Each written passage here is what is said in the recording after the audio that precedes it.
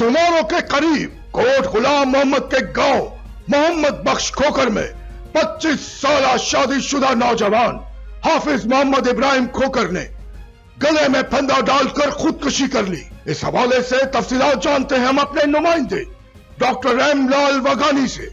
जी doctor M लाल, हमें तफसीलात से आगाह कीजिएगा। जी बिल्कुल, अपने नाजरीन को बताते चले कि समारोह के करीब कोट गुलाम मोहम्मद के गांव मोहम्मद बख्श खोखर में 25 साल शादीशुदा नौजवान हाफिज मोहम्मद इब्राहिम खोखर के घर की नजदीक आम के दरख्त में टॉल बांधकर फंदा खाई हुई लाश मिली।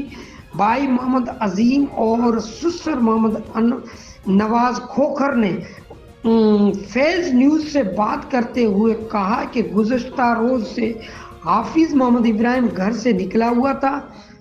हमने बहुत ढूंढा और राब्ता करने की भी कोशिश की कि सुबह आम के दरख्त से लटकी हुई लाश मिली। उनका मजीद कहना था हाफिज इब्राहिम मस्जिद का पेश इमाम और मदरसा पढ़ाता था।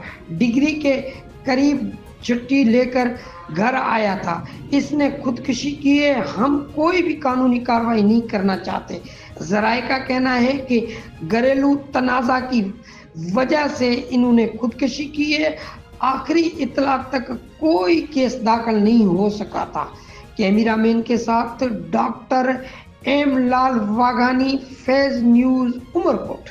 बहुत शुक्रिया डॉक्टर एम लाल वगानी, हमें तफसीलात से आगाह करने के लिए। मजीद खबरें और अपडेट जानने के लिए देखते रहिए Faiz news network. Faiz news, Faiz सबके लिए।